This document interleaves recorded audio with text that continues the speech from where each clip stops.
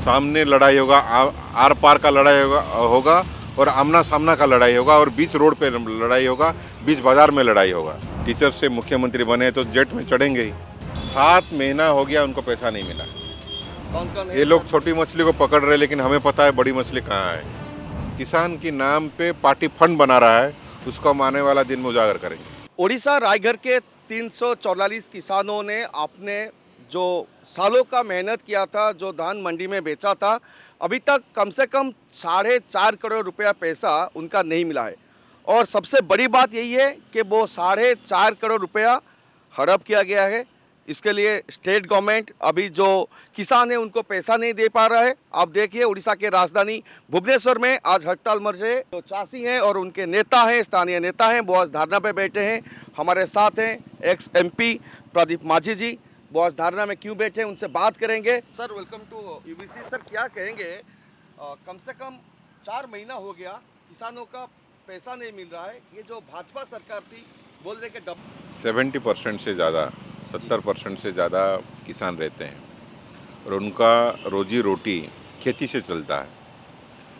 सरकार जब बना था 1 साल पहले, इनका नारा था कि हम हर किसान के साथ न्याय करेंगे, इनको दो गुना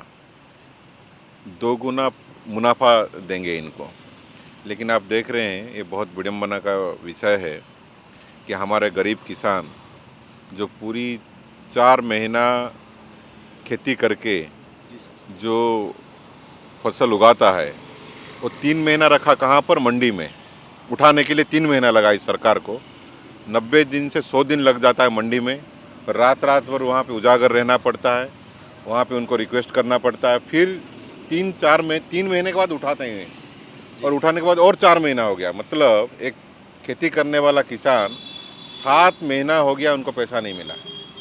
7 महीना हो गया, अगर आप देखेंगे तो 7 महीना हो गया। और इसके लिए हमने लंबा लड़ाई लड़ा है, स्थानीय प्रशासन से, जिला प्रशासन से, अब राज्य प्रशासन से। लेकिन अभी तक सरकार मान रहा है कि हमने धान लिया है, हमने पेडी लिया है। सरकार मान रहा है कि हमने पेडी लेके रखा है, लेकिन पैसे नहीं दे रहा है। इसका मतलब ये है कि इनका मनसा पैसे देने का नहीं है। ये लूट में मचे हुए हैं। पूरी राज्य में भाजपा की सरकार, भारतीय जनता पार्टी की सरकार और उनका पदाधिकारी लूट करने में लगे हुए हैं। अगर थोड़ा सा भी उनके दिल में, सीने में दिल होता तो इनका पैसा वो लौटा देते। और सबसे बड़ी बात है कि यहाँ का एक मुख्यमंत्री आदिवासी है और यहाँ पे ज़्यादातर जो किसान है आदिवासी किसान है। एक आदिवासी को लूट कर रहा है। सर अगर हम देखेंगे 1 साल की सरकार की सफलता को लेके रिपोर्ट कार्ड दिया जा रहा है, हर जगह भाजपा ने अच्छा काम किया जो दिखा रहा है। इधर तो देखते हैं कि मोहन सरकार के जो टाइम है, इधर खुद किसान मर रहा है, उनका पैसा नहीं दिया जा रहा है और उनके ऑफिसर्स जो है वो घोटाले में उनका इन्वॉल्वमेंट हुए, इसलिए उनको नौकरी से सस्पेंड किया जा रहा है। तो इस सरकार को आप क्या कहेंगे सर? नहीं, 1 साल का पूर्ति ये पालन करेंगे। मैंने तो बोला है कल कि हमारा जो चीफ मिनिस्टर है, jet set go chief minister है, जी सर। हवाई जहाज़ से उतरते नहीं है। अभी 2 हवाई जहाज़ लिया है, दो सर। 2 हवाई जहाज़। अभी एक हवाई जहाज़ लिया है एम्ब्रर का लिगासी 600 जेट, जिसका महीने का किराया 1.5 करोड़ है। बम्बई दिल्ली जाने के लिए इनको बहुत तकलीफ हो रहा था, जो कि लोग सब जानते हैं कि सरस्वती शिशु मंदिर का टीचर थे। टीचर से मुख्यमंत्री बने तो जेट में चढ़ेंगे ही और अपने गरीब लोगों को भूल जाएंगे। तो इस सरकार जो 1 साल का जो कार्यकाल है, हर तरफ से फेल हुआ है, हर दिशा में ये फेल हुआ है। एक फ्लॉप सरकार है। स्वास्थ्य सेवा में आयुष्मान कार्ड लाए, लोग मर रहे हैं और सब BSY कार्ड को याद कर रहे हैं। शिक्षा व्यवस्था बिल्कुल है ही नहीं।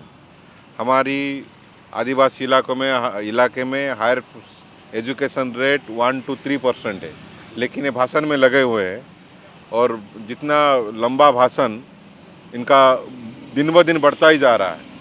उसके साथ ये सरकार पूरा लगा हुआ है कि कैसे लोगों को झूठ बोले, और इसीलिए पूरी राज्य में फ्लेक्स बोर्ड लगाया। आप देखेंगे रोज़ हमारा अखबार में एडवर्टाइजमेंट आ रहा है, टीवी में एडवर्टाइजमेंट आ रहा है।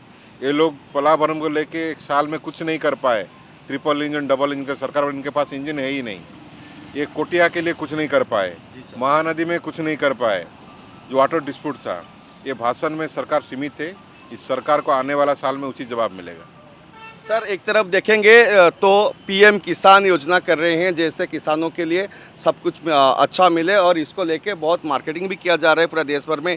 पीएम किसानों में लोगों को बहुत सारा मुनाफा मिलता है। अगर इधर उड़ीसा में देखेंगे तो ये सिर्फ रायगढ़ में ऐसा समस्या है, उड़ीसा के हर जिला में ऐसा होगा? इसका ये इंक्वायरी करेंगे समस्या साथ हर पे तरफ है, मुद्दों ये समस्या हर तरफ है। कल आप देख रहे होंगे टीवी और न्यूज़ चैनल में आया है, यूट्यूब में आया है कि बरगढ़ में कैसा चाषियों को शोषण किया जा रहा है, उनका धान उठाया नहीं जा रहा है, और वहाँ पे धक्का मुक्की भी हुआ है, मैंने जो सुना।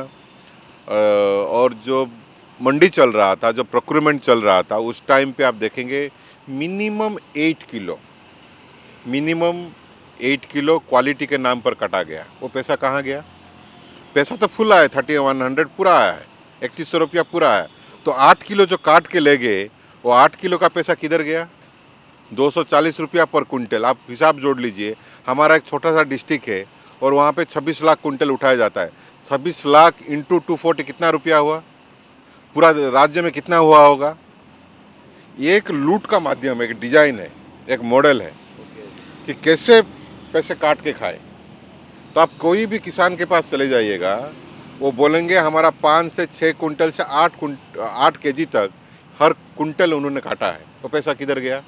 इतना बड़ा राज्य, इतना धान उठता है। तो एक नेक्सस है, इसको हम एक्सपोज करेंगे। ये हमारा शुरुआत है, पहले हमारा किसान भाइयों का पैसे मिलने दीजिए, फिर आगे हम बढ़ेंगे। कौन कौन है? ये लोग छोटी मछली को पकड़ रहे हैं, लेकिन हमें पता है बड़ी मछली कहाँ है।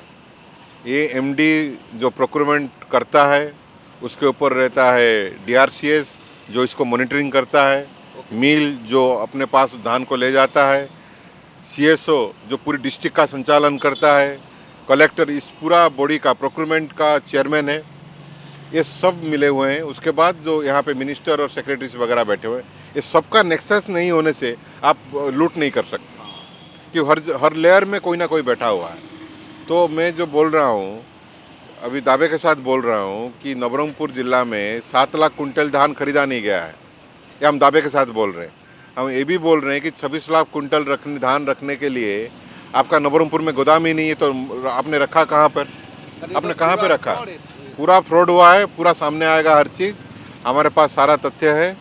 और कैसे ये भारतीय जनता पार्टी का सरकार किसान के नाम से, किसान की नाम पे पार्टी फंड बना रहा है, उसको हम आने वाला दिन में उजागर करेंगे। तो सर हम ये कह सकते हैं, जो सरकार हमेशा ताना देते थे 26 साल के सरकार में बहुत घोटाला हो रहा था, लूट हो रहा था, लोगों के पैसा खा जा रहे थे, अब तो सामने यही सच आ रहा है और आप एक्सपोज भी कर रहे हैं कि खुद ये लोग ही पैसा खा रहे हैं पूरे। हम चुप बैठे हुए थे करीब 8-9 महीना, क्योंकि हम चाहते थे कि सरकार को एक मौका देना चाहिए सुधरने का, सीखने का, शासन चलाने का। और टाइम ओवर हो चुका है। ये बीजेडी के ऊपर जो आरोप लगा रहे थे, जो लांछना लगा रहे थे, उसका टाइम ओवर हो गया। 1 साल हो गया, लोग आपको देख रहे हैं, 365 दिन होने वाला है और 4-5 दिन के बाद। तो अभी और आपको मौका नहीं मिलेगा बचने का, छुपने का।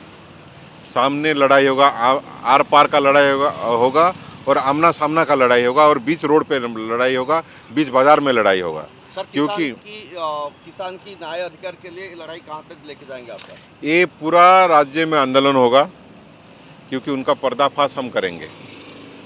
कैसे लूटा है, जब लोगों को हम बोल देंगे कि तुम्हारा पैसा ऐसा लूटा गया है, तो लोग ही लड़ने के लिए उतर आएंगे रोड पे। ठीक है, तो हमने जो बोला 8-8 किलो का पैसा कहाँ गया, 240 रुपया हर कुंटल में, लोगों को बोल दिया जाएगा बेटा तेरा पैसा इन्होंने लिया है, तू 100 कुंटल धान बेचा है, मतलब तेरा 26,000 रुपया ये लोग खा गए। जब बताया जाएगा तो लोग ही रोड पे उतरेंगे, और उस दिन का हम इंतजार है, वो बहुत जल्दी होने वाला है। जिस दिन लोगों को बताया जाएगा कि आपके इतने पैसा ऐसे बाईपास हो गया है, जो आपको मिलना वाला था वो आपको झूठ बोल के छुपाया जा रहा है, उस दिन सच का सच, झूठ का झूठ सामने आएंगे।